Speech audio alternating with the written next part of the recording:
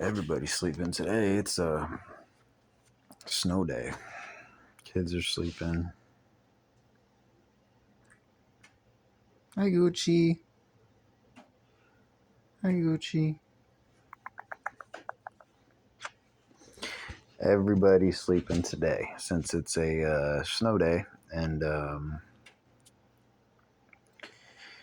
it is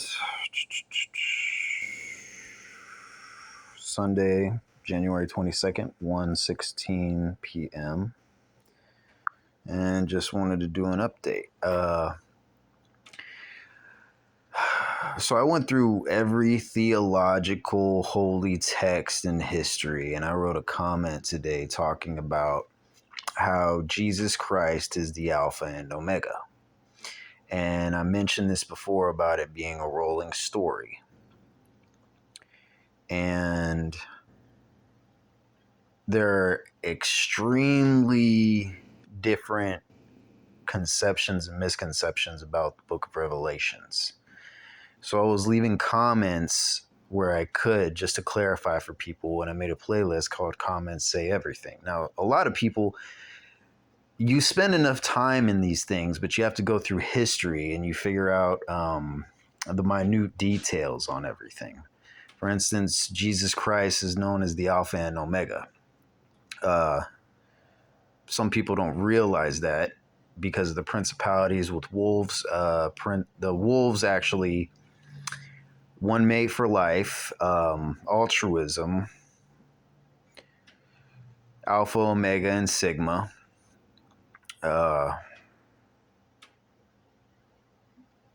Move with the pack, move as a unit, family as the hierarchy, versus what's actually in a lot of holy texts about snake principles. Now, snakes are usually poisonous. They are, it's going to sound like the Discovery Channel, but just use what you know. I mean, snakes are poisonous, and they're known as the infidel or enemy in every holy text. They lie, they cheat, they steal. They cannibalize and vampirize other reptiles. They eat each other's eggs. They breed in a mating ball.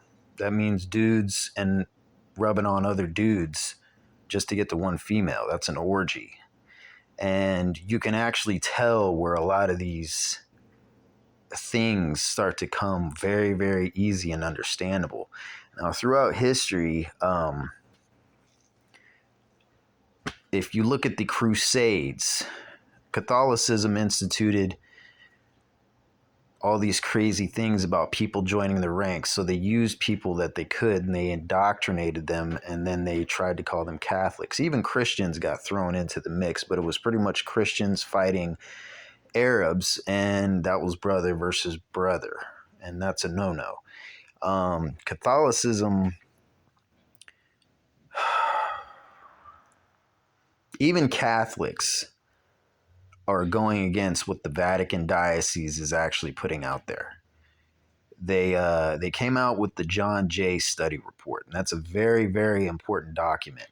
They also came out with HR 8791, that's anti-consumption of human flesh and blood, because throughout history of the Vatican and the Catholic diocese, they are known for pedophilia, blood drinking, child sacrifice. So if you look at Rome, Moloch, everyone thinks it's now, but it has to do with a bull named Moloch.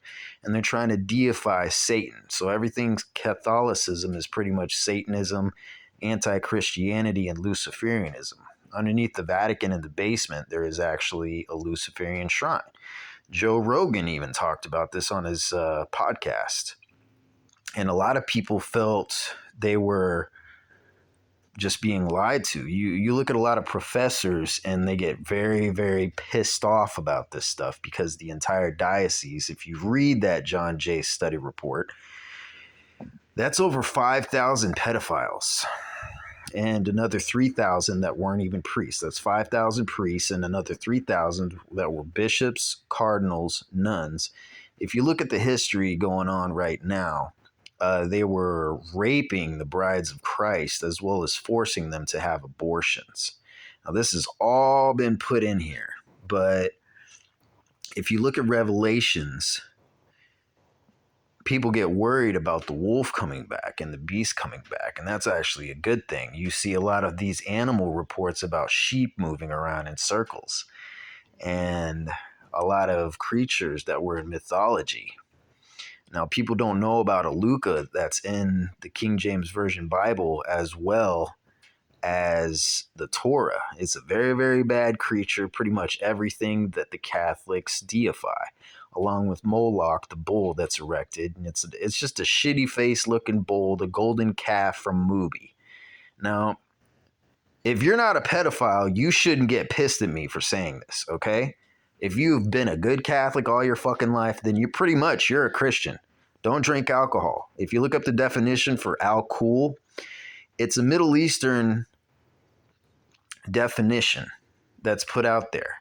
Jainism, no alcohol. Buddhism, no alcohol. Shintoism, no alcohol. Judaism, they're allowed a little bit, but it's frowned upon because it's looked at as when you consume alcohol, it just takes you to bad places. Christianity, no alcohol.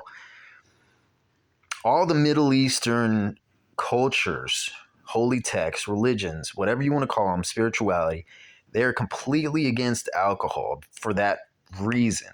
Okay, if you just type in Wikipedia or Google about all the religions that are completely against alcohol. Now, I don't consume alcohol.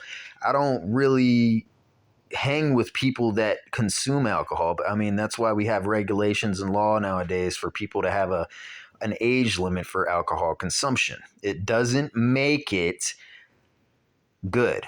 Okay, there's still a spiritual tax for it. It wears down your body and it literally depresses your mind, and inside of your mind it just ruins good things. I mean, it's like pissing into your own biological gas tank. It's literally drinking a downer, a depressant. And the reason this demonic liquid was made it was made by priests and monks, but it was made because a lot of them were listening to the wrong information. Okay? If I give you alcohol, even back to the slaves, if I give you alcohol and I send you into the desert to work your ass off, you're going to get dehydrated. If I keep giving you alcohol, keep giving you wine, it's told not to consume wine, not to consume hard drink. I don't drink alcohol. I don't do drugs. I work 2 jobs and I